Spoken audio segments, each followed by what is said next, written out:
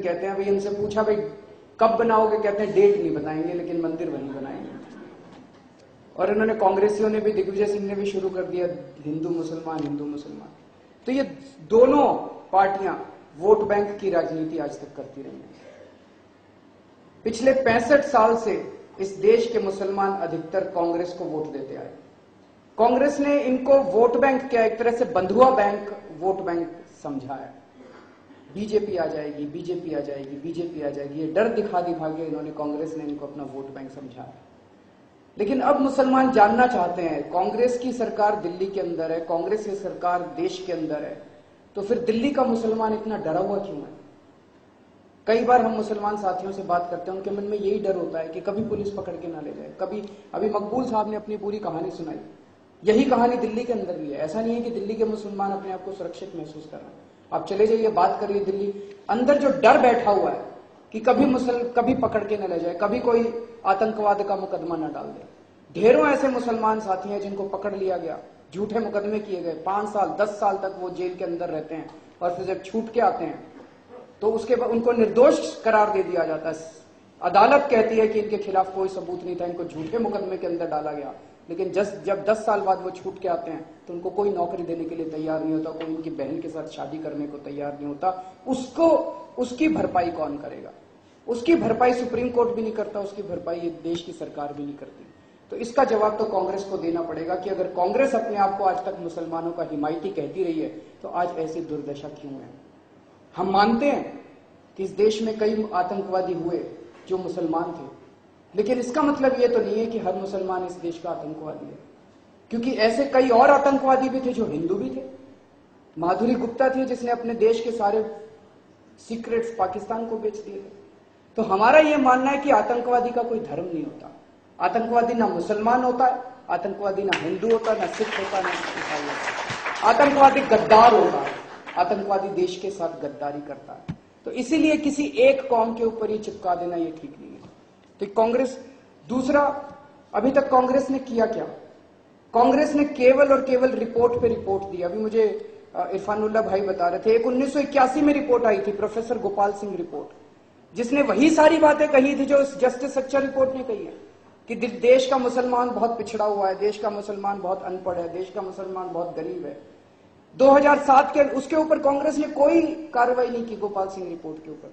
फिर उन्होंने 2007 में एक जस्टिस सच्चर रिपोर्ट दे दी, और मुझे लगता है अगले 4-5 साल में एक और रिपोर्ट दे देंगे। रिपोर्ट दे सकती है इस देश के जो पिछड़ापन है आज मुसलमानों का, जो अनपढ़ है आज मुसलमान, जो गरीब है मुसलमान, वो किसकी देन है? 65 साल में ज्यादा राज तो इन कांग्रेस ही नहीं किया था। अगर कांग्रेस अपने आप को हिमायत मानती है मुसलमानों को, तो कांग्रेस से हिसाब मांगेगा मुसलमान कि आपने किया क्या आज तक हम लोगों के लिए। कांग्रेस मुसलमानों को अपना वोट बैंक मानती है और बीजेपी हिंदुओं को अपना वोट बैंक बनाना चाहती है। हम लोगों को अब देश के लोगों को समझना पड़ेगा, ना कांग्रेसियों ने मुसलमानों के लिए कुछ किया, ना बीजेपी वालों ने हिंदुओं के लिए कुछ किया। उन्होंने केवल और केवल वोट बैंक की राजनीति की है। हम लोगों को वोट बैंक समझा है, इंसान नहीं समझा। हमारे लिए कुछ नहीं किया, केवल अपने घर भरे हैं। और समय आ गया जब हम सब लोगों को इकट्ठा होना पड़ेगा। 1984 के अंदर दिल्ली में सिखों का कत्लेआम हुआ और सिखों ने जाके बीजेपी के साथ साठगांठ कर ली, बीजेपी के पास चले गए सिख। 2002 में गुजरात में मुसलमानों का कत्लेआम हो गया और मुसलमानों ने कांग्रेस का सहारा ले लिया।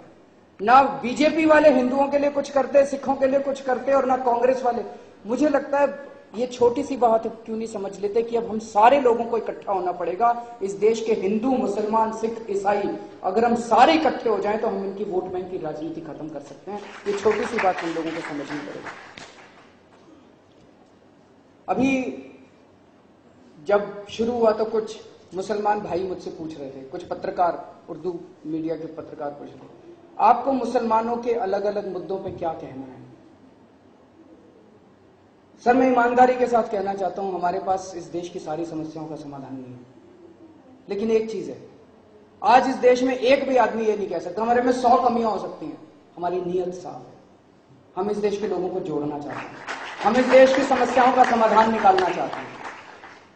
ये सर्कल है,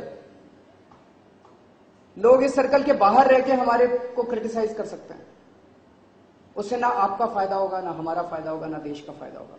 हम ये कह रहे हैं इस सर्कल के अंदर आइए, इस पूरी इसके अंदर जुड़ जाइए, आप हमें बताइए कि समस्याओं के समाधान क्या है।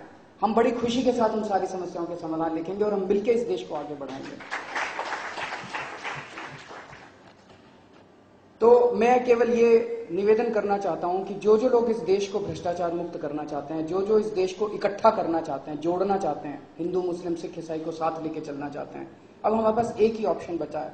जो इस आंदोलन से ये पार्टी निकली थी, आम आदमी पार्टी, वही मुझे लगता है इस देश को और दिल्ली को दिशा दे सकती है, भ्रष्टाचार मुक्त भारत का सपना पूरा कर सकती है।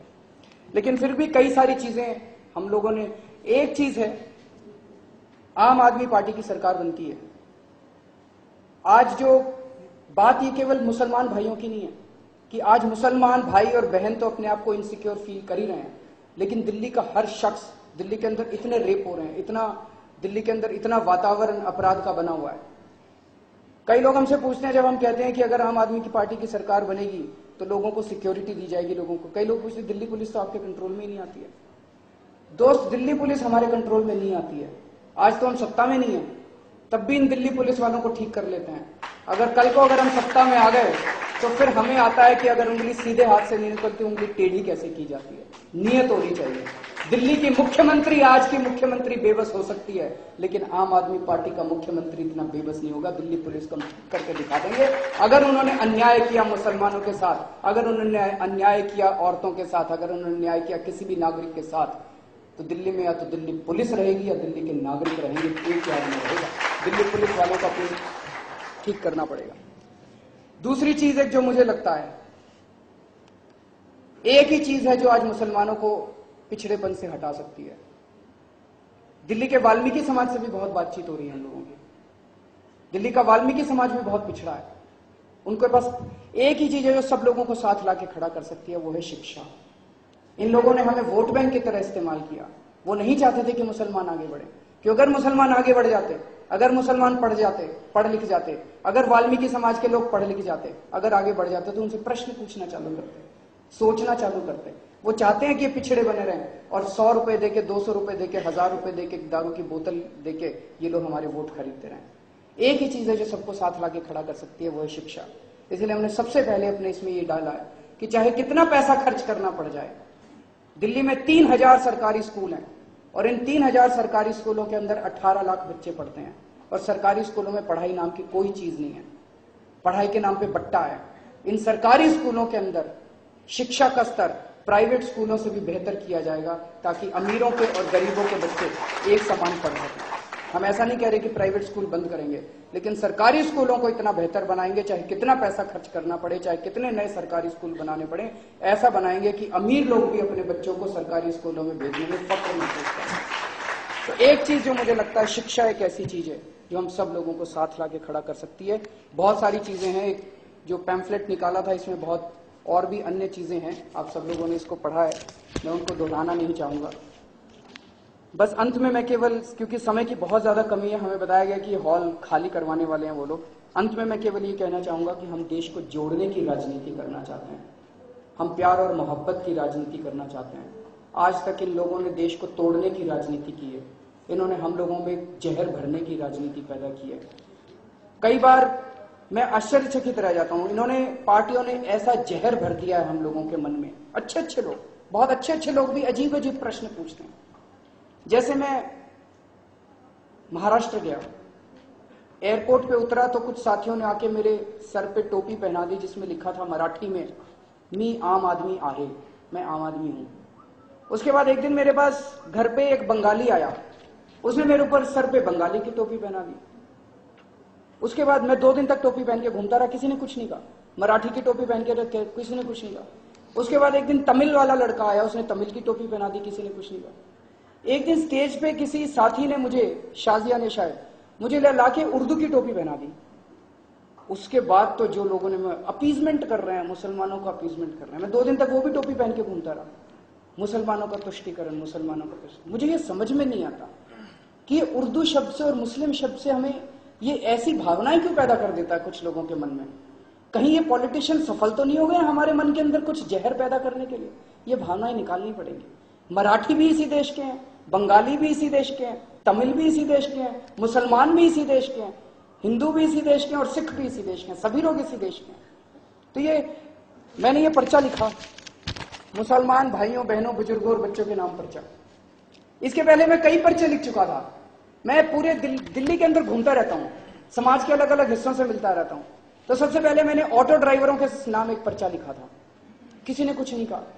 फिर मैंने वाल्मीकि समाज के नाम एक पर्चा लिखा, अप्रैल के महीने में, किसी ने कुछ नहीं कहा। मई के महीने में मैंने झुग्गीवासियों के नाम एक पर्चा लिखा, किसी ने कुछ नहीं कहा। मैंने व्यापारियों के नाम एक पर्चा लिखा, किसी ने कुछ नहीं कहा।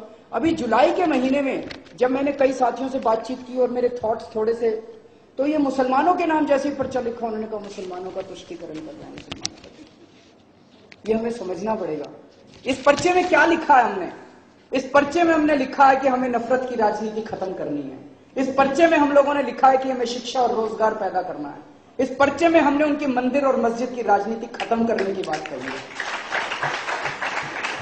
इस पर्चे में हमने लिखा है, वो कहते हैं आपने मुसलमानों के नाम क्यों लिखा, आपने मुसलमान शब्द क्यों इस्तेमाल। कई लोग मेरे से पूछते हैं, कई साथी मेरे से पूछते हैं। मैंने कहा अगर वो हिंदू और मुसलमान के बीच जहर पैदा कर रहे हैं तो मैं किसान और मजदूर के बीच में एकता की बात थोड़ी करूंगा। मैं तो फिर हिंदू और मुसलमान के बीच में ही तो एकता की बात करूंगा।